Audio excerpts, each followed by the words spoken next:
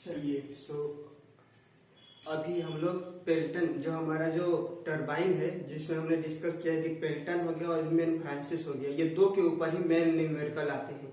तो ये दोनों का पहले हम लोग थ्योरेटिकल पोर्शन देख लेते हैं, देन पेल्टन टरबाइन के ऊपर में जो न्यूमेरिकल बनते हैं 2 से 3 मतलब कि जो एक वेराइटी बनेगा उसको हम लोग डिस्कस कर लेंगे। ठीक है, तो देखिए पेल्टन व्हील के बारे में बहुत ही सिंपल है, मतलब जो जो यहाँ पे बोर्ड पे लिखा हुआ है आपको एग्जाम में यही सेम चीज को लिखना है और आपको मार्क्स गेन करना है। तो देखिए पेल्टन व्हील के बारे में सबसे पहला इंपॉर्टेंट चीज क्या है कि यह एक टेंजेंशियल फ्लो टरबाइन है। जैसे हमने टरबाइन का क्लासिफिकेशन किया था कि on the basis of flow होता है, on the basis of water action होता है, on the basis of high head and on the basis of specific speed. तो वैसे ही अगर हम पेल्टन व्हील का बात करें तो यह एक टेंजेंशियल फ्लो है, प्लस साथ में यह एक इम्पल्स टरबाइन है। इम्पल्स टरबाइन है, इसका मतलब क्या हो गया कि जितना भी यहाँ नोजल से जो भी वाटर आएगा वो होल अमाउंट ऑफ वाटर का जो वाटर पावर अवेलेबल रहेगा वो पूरी तरीके से काइनेटिक एनर्जी में कन्वर्ट हो जाएगा, जिससे बहुत तेजी से हमारा जो पेल्टन व्हील है वो रोटेट करेगा। क्लियर है? तो पहला इंपॉर्टेंट चीज क्या है कि ये टेंजेंशियल फ्लो है, साथ में यह एक इम्पल्स टरबाइन है। इम्पल्स टरबाइन क्लियर हो गया कि whole amount of available power जो होता है वाटर का वो किसमें कन्वर्ट हो जाएगा, काइनेटिक एनर्जी में कन्वर्ट हो जाएगा। और ये हाई हेड के लिए यूज किया जाता है और प्लस लो स्पेसिफिक हीट के लिए स्पीड के लिए यूज किया जाता है, स्पेसिफिक स्पीड के लिए। तो ये 4 जो पॉइंट है वो इम्पोर्टेंट रख लीजिए पेल्टन व्हील के इंट्रोडक्शन लिखने के लिए। ठीक है, अब अगर हम लोग पेल्टन व्हील किस तरीके से होता है अगर हम उसका डायग्राम देखें तो जैसे देखिए यहाँ पे डैम रहेगा, डैम से पेन स्ट्रोक के थ्रू हम लोग वाटर को ले आएंगे। अब यहाँ पे क्या होता है, एक रेगुलेटिंग अरेंजमेंट होता है। ये जो ब्लैक कलर का दिख रहा है, जो व्हील दिख रहा है और एक रॉड जैसा दिख रहा है, इसको हम लोग बोलते हैं फ्लो अरेंजमेंट डिवाइस। क्लियर है? या फ्लो रेगुलेटिंग डिवाइस के नाम से भी जाना जाता है। अब ये एक्चुअली इस व्हील के हेल्प से और इस स्फीयर के हेल्प से हम लोग क्या कर सकते हैं कि ये जो जेट का जो स्पीड है उसको कम ज्यादा कर सकते हैं according to our requirement. Clear है? प्लस यहाँ पे लास्ट में ये पेन स्ट्रोक के लास्ट में नोजल लगा रहता है जो हमारे फ्लो को जो भी अवेलेबल पावर है वो हमारा उसको वो काइनेटिक एनर्जी में कन्वर्ट करने में हेल्प करता है। क्लियर है? तो यहाँ से ये पेन स्ट्रोक हो गया। पेन स्ट्रोक में हमारा क्या लगा है, फ्लो अरेंजमेंट डिवाइस लगा हुआ है जो कहीं ना कहीं फ्लो को हम लोग रेगुलेट करने का हेल्प कर रहे हैं। प्लस यहाँ से जो भी वाटर आएगा नोजल से, तो बहुत हाई जेट में ये नोजल आता है, ये हमारा है एक्चुअली जेट, ये जो है वो जेट है। अब ये जो जेट है टरबाइन के ये जो लगे हुए हैं इसको वेल बोला जाता है या ब्लेड बोला जाता है। इससे जब टकराएगा तो बहुत तेजी से हमारा जो टरबाइन है वो रोटेट करेगा और वहां से हमें क्या मिलेगा, पावर आउटपुट मिलेगा। तो ये एक तरीके से बोल सकते हैं कि इसका वर्किंग भी हो गया और अरेंजमेंट भी हो गया।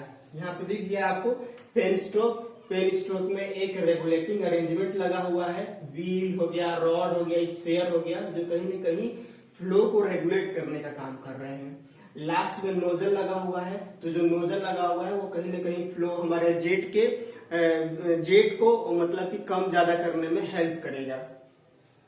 प्लस जो टरबाइन ब्लेड अगर हम देख रहे हैं तो देखिए जो पोर्शन रोटेट होता है उसको हम लोग रनर बोलते हैं। ये वेन पे जब वाटर टकराएगा तो ये रनर बहुत तेजी से रोटेट करेगा और यही रनर जो बहुत तेजी से रोटेट करता है तो वो कहीं ना कहीं शाफ्ट से जुड़ा हुआ रहता है और वो शाफ्ट को पावर आउटपुट देता है।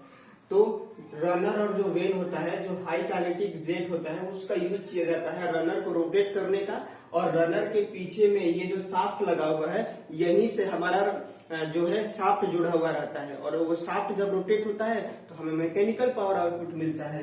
क्लियर है? प्लस ये जो होल जो यहाँ पे ये इसको केसिंग बोला जाता है, इसको बोला जाता है केसिंग। इसका काम क्या रहता है कि जो भी वाटर अगर इस पे टकरा रहा है तो ऑब्वियसली वाटर इधर उधर फैलेगा, तो उसको प्रोटेक्ट करने के लिए वो एक जगह पे वो जो वाटर है वो इससे बाहर न जा पाए, उसके लिए इसके सराउंडिंग में एक तरीके से बोल सकते हैं कि प्रोटेक्ट किया हुआ रहता है, उसको हम लोग केसिंग के नाम से जानते हैं। ठीक है, तो पेल्टन व्हील क्या होता है ये समझ में आ गया। इसके मेन कंपोनेंट क्या क्या है वो हमने यहाँ पे डिस्कस कर लिया। अब हम लोग इसका डिस्कस कर लेते हैं वेलोसिटी डायग्राम। तो जैसे देखिए ये एक ऐसा टरबाइन है, टेंजेंशियल फ्लो डिवाइस है। तो आपको पेल्टन व्हील के लिए याद रख लेना है कि इस तरीके का हमारा वेलोसिटी डायग्राम बनेगा। यहाँ पे v वेलोसिटी से हमारा वाटर आया, अब ये जो v वेलोसिटी से इसे टेंजेंशियल टकराएगा तो सम पार्ट इधर से होते हुए निकल जाएगा और सम पार्ट यहाँ से होते हुए निकल जाएगा। क्लियर है? तो जब आप अगर इसका इनलेट है, ये जो इनलेट इसका अगर हम लोग बात कर रहे हैं inlet velocity triangle, velocity triangle eight inlet, तो कैसा बनेगा? ये हमारा v1 हो गया, इसमें मान लेते हैं कि u1 अमाउंट से हमारा अगर ब्लेड आगे बढ़ गया तो हमारा vw1 वेलोसिटी से vr1 वेलोसिटी से जो हमारा जो जेट है वो यहाँ पे अप्रोच करेगा, और जो टेंजेंशियल कंपोनेंट होता है vw का, उसी को हम लोग क्या करते हैं वर्ड वेलोसिटी vw1। तो ये हमारा एक्चुअली इनलेट हो गया, इनलेट वेलोसिटी ट्रायंगल हो गया ये। ठीक है, ये आपको याद रखना है कि पेल्टन व्हील का इनलेट वेलोसिटी ट्रायंगल जो है वो ऐसा होता है, एक स्ट्रेट लाइन मिलता है। और ये वाला जो पोर्शन है ये इसका आउटलेट वेलोसिटी ट्रायंगल है, जिसको कि हम लोग अलग से यहाँ पे देखिए निकाले हैं। बाहर निकलेगा, इम्पैक्ट ऑफ जेट आप लोग याद रखिए, ध्यान दीजिएगा, जब बाहर निकलता है तो वो रिलेटिव वेलोसिटी से निकलता है, तो vr2 यहाँ पे ये जो एंगल बनाता है वो फाई बनाता है, और ये एब्सोल्यूट वेलोसिटी v2 है जो कि बीटा एंगल बनाएगा, और यहाँ से यहाँ तक का ये जो है वो क्या है u2 है, प्लस जो v2 होता है एब्सोल्यूट वेलोसिटी का, उसी का हॉरिजॉन्टल कंपोनेंट ही vw1 होता है। तो ये vw2 का हॉरिजॉन्टल कंपोनेंट ये हो जाएगा, जिसको vw2 से डिनोट कर रहे हैं, और वर्टिकल कंपोनेंट क्या हो जाता है फ्लो वेलोसिटी vw2, और 2 इसलिए हर जगह यूज कर रहे हैं क्योंकि ये आउटलेट वेलोसिटी ट्रायंगल है। जैसे यहाँ पे ये इनलेट वेलोसिटी ट्रायंगल है, वैसे ही ये क्या है हमारा आउटलेट वेलोसिटी ट्रायंगल है। तो यहाँ पे ये आउटलेट वेलोसिटी ट्रायंगल मिलेगा। तो ये वाला डायग्राम इनलेट वेलोसिटी ट्रायंगल हो गया पेल्टन व्हील का, और ये आउटलेट वेलोसिटी ट्रायंगल हो गया। और इसी के बेसिस पे हमारा न्यूमेरिकल जो है वो सॉल्व होने वाला है। तो क्योंकि इस टाइप का न्यूमेरिकल हम लोग ऑलरेडी किए हुए हैं, लेकिन क्योंकि पेल्टन व्हील पढ़ रहे हैं तो उसके लिए क्या स्पेसिफिक ट्रायंगल बनेगा उसको हम लोग यहाँ पे डिस्कस कर रहे हैं। ये तो आप जानते ही हैं, ये एंगल ऑफ डिफ्लेक्शन होता है, और उससे 180 में से एंगल ऑफ डिफ्लेक्शन को माइनस कर देंगे तो फाई हो जाता है, और उसी को क्या बोला जाता है blade inlet angle, blade inlet angle eight outlet बोल सकते हैं, या ब्लेड एंगल एट आउटलेट बोल सकते हैं, जिसको फाई से डिनोट करते हैं। क्लियर है?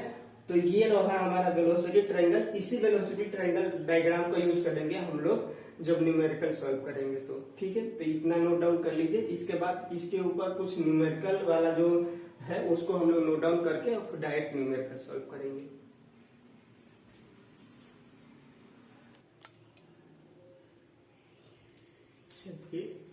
सो हम लोग अब मेन आगे डिस्कशन कर लेते हैं पेल्टन व्हील पे।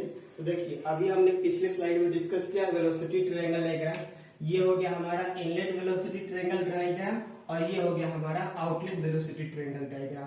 तो इसमें आपको क्या देखने को मिल रहा है कि जो हमें दो वेलोसिटी की जरूरत होती है, जब हम लोग वर्क डन पढ़ेंगे तो हमें क्या क्या रहता है, एक whirl velocity at inlet, whirl velocity at outlet. तो अगर हम इनिशियल जो इनलेट वेलोसिटी ट्रायंगल डायग्राम देखें तो वहां पे हमें क्या देखने को मिल रहा है कि जो एब्सोल्यूट वेलोसिटी, जो नोजल से वेलोसिटी निकल रही है v1, वही vw1 के बराबर है। क्लियर है ये?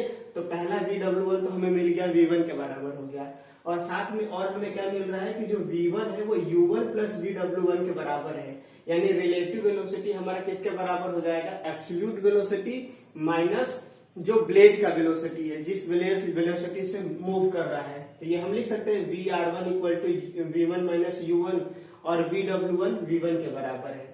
अब आउटलेट पे देखिए, तो आउटलेट पे देखिए हमेशा क्या होता है कि जैसे ही यहाँ से हमारा जेट यहाँ पे आएगा तो यहाँ से होते हुए ऐसे होते हुए जब जाएगा तो वहां पर बोला जाता है कि कुछ न कुछ अमाउंट फ्रिक्शन के कारण एनर्जी का लॉस होता है। तो जब भी ये बोला जाएगा कि due to friction some amount of energy का लॉस हो रहा है, तो मतलब जिस रिलेटिव वेलोसिटी से यहाँ से जेट बाहर निकलेगा, जिसको कि हम vr2 बोल रहे हैं, तो वो क्या हो जाता है k टाइम्स, मतलब k की वैल्यू जो रहती है वो 0 से लेके 1 के बीच में वेरी करती है। जनरली 0.9 होती है या 0.85 होती है। तो मतलब यहाँ पे कहीं ना कहीं हम शो कर रहे हैं कि due to friction some amount of energy का जो लॉस हो रहा है, तो उसको हम लोग किस में लिखेंगे, VR2 जो होगा वो K टाइम्स ऑफ VR1 के बराबर होगा। और K की वैल्यू किसके किसके बीच में रहेगी, 0 से लेके 1 के बीच में, जनरली 0.8, 0.85, 0.9 इस तरीके से। तो वो वैल्यू हमें न्यूमेरिकल में दिया हुआ रहेगा कि some amount of energy is loss due to friction. तो इसका मतलब अगर वो K की वैल्यू दिया हुआ है, मतलब VR2 relative velocity at outlet equal to K times of relative velocity at inlet के बराबर वो बोलने की कोशिश कर रहा है। तो अब VR1 हमें निकल गया है। VR2 देखिए आउटलेट पे वर्ड वेलोसिटी क्या हो जाएगा, तो हम इसको लिख सकते हैं ये वाला कंपोनेंट। तो अगर हम VR2 का अगर कॉस फाई ले, तो VR2 का यहां से लेके यहां तक का ये क्या, अगर मैं यहाँ पे नेमिंग कर दूं ABC, तो BC किसके बराबर हो जाएगा, BC जो हो जाएगा वो AC माइनस AB के बराबर हो जाएगा। यहाँ पे ध्यान से देखिएगा, हम लोग BW2 निकाल रहे हैं। अगर ये BC जो है यहाँ से लेके यहाँ तक BW2 है, तो BC किसके बराबर हो जाएगा, AC माइनस AB के बराबर हो जाएगा। और AC किसके बराबर हो जाएगा, VR2 into cos phi, VR2 into cos phi minus AB किसके बराबर है, U2 के बराबर है, तो U2। तो हम लिख सकते हैं BW2 equal to VR2 cos phi minus U2। क्लियर है। अब VR2 की जगह हम लोग अगर 1 के टर्म्स में लिखे तो क्या लिख सकते हैं, K टाइम्स ऑफ VR2 लिख सकते हैं इसके जगह में। तो हमारा VW2 यहाँ पे क्या हो जाएगा, K times of VR1 cos phi minus U। तो हमें 1 के टर्म्स में VW1 भी मिल गया और VW2 भी मिल गया। अब इसकी वैल्यू को हम लोग वर्क डन वाले में पुट कर लेते हैं। तो वर्क डन क्या होता है, m dot VW1 plus minus VW2 into U। अब VW1 की वैल्यू जो भी V1 है उसको हमने पुट कर दिया, VW2 की वैल्यू है K VR1 cos phi minus U2 into U put कर दिए। और यहाँ पे U1 और U2 दोनों बराबर है। क्लियर है। तो इसीलिए अगर हम लोग चाहें तो इसको हटा भी सकते हैं। क्लियर है, या बाद में हटा लेंगे, चलिए ठीक है, ये हो गया।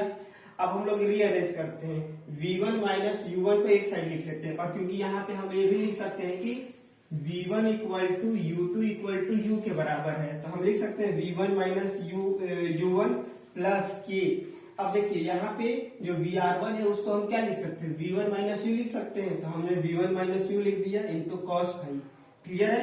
जब हम इसको रीअरेंज करेंगे तो ये दोनों को एक साथ लिख लिए, ये वाला वैल्यू यहाँ पे आ गया मल्टीप्लाई बाई U। तो V1 माइनस U को कॉमन ले लेंगे, तो ब्रैकेट में क्या बचेगा, 1 plus K cos phi multiply by U। तो यही हमारा क्या हो जाएगा, वर्क डन का एक्सप्रेशन हो जाएगा इन टर्म्स ऑफ V1 और U के टर्म्स में। K दिया रहेगा और फाई भी हमें दिया हुआ रहेगा। अब अगर हम हाइड्रोलिक इफिशियंसी का बात करें तो ये क्या हो जाता है, वर्क डन डिवाइडेड बाई जो नोजल के पास कितना पावर अवेलेबल है। तो हम लिख सकते हैं kinetic energy of nozzle 1/2 m dot into V1 का स्क्वायर। जब इसकी वैल्यू को हम लोग वर्क डन का पुट करेंगे और जो भी कटना होगा कटेगा, तो लास्ट में हमारा एक्सप्रेशन ये बचेगा, 2 ऊपर चले जाएगा तो 2V1 minus U1 into U1 into 1 plus K cos phi divided by V1 का स्क्वायर। अब ये हमारा हाइड्रोलिक इफिशियंसी का एक तरीके से एक्सप्रेशन हो गया। अब अगर हमें ये कैलकुलेट करना होगा कि मैक्सिमम एफिशिएंसी हाइड्रोलिक का कब होगा, तो उसको जैसे हम लोग पहले इम्पैक्ट ऑफ जेट वाले में करते थे, वैसे ही U के रिस्पेक्ट में अगर हम लोग इसको डिफरेंशिएट करेंगे और इक्वल टू 0 करेंगे, तो ये कंडीशन आएगा कि जब हमारा जो ब्लेड की वेलोसिटी है वो अगर एब्सोल्यूट वेलोसिटी का इनलेट पे जो एब्सोल्यूट वेलोसिटी है उसके जस्ट हाफ हो जाती है, तो उस समय हमें मैक्सिमम एफिशिएंसी मिलती है। तो जब इस वैल्यू को आप इसमें पुट करेंगे तो आपको मैक्सिमम एफिशिएंसी का कंडीशन मिल जाएगा। तो क्योंकि ये वाला पोर्शन हम लोग ऑलरेडी इम्पैक्ट ऑफ जेट वाले पोर्शन में किए हुए हैं, तो इसको मैं डायरेक्ट यहाँ पे लिख दिया हूँ। आप लोग चाहिएगा तो आप इसको U के रिस्पेक्ट में डिफरेंशिएट करके इक्वल टू 0 करेंगे तो आपको ये कंडीशन मिलेगा। इस कंडीशन को अगर आप इसमें पुट कर देंगे तो मैक्सिमम एफिशिएंसी का केस मिल जाएगा। तो आपको ये वाला याद रखना है फॉर्मूला, और मैक्सिमम एफिशिएंसी के लिए ये वाला फॉर्मूला याद रखना है। और प्लस ये हाइड्रोलिक एफिशिएंसी का तो फॉर्मूला आप जानते ही हैं कि work done divided by kinetic energy of jet हो जाएगा, या इसको mgh के फॉर्म में भी हम लोग लिख सकते हैं। अब पेल्टन व्हील जब हम लोग सॉल्व करेंगे न्यूमेरिकल, तो उसके लिए कुछ पॉइंट याद रखिएगा कि जब स्पीड रेशियो लिखा होगा तो उसका मतलब ये होगा कि blade velocity upon absolute velocity का रेशियो बता रहा है। जेट रेशियो बोलेगा तो मतलब पेन स्ट्रोक के डायमीटर डिवाइडेड बाई जेट के डायमीटर के रेशियो को हम लोग बोलते हैं जेट रेशियो।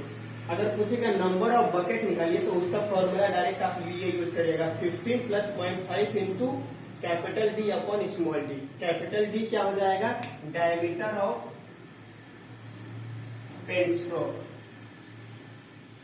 और ये डायमीटर ऑफ जेट। क्लियर है।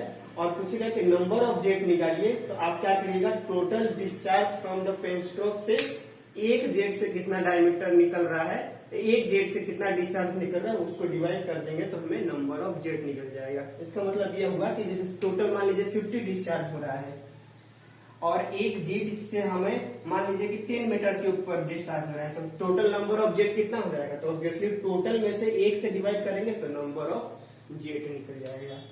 ठीक है, तो ये रहा ओवरऑल एक पेल्टन व्हील के बारे में पूरा उसका थ्योरेटिकल पोर्शन।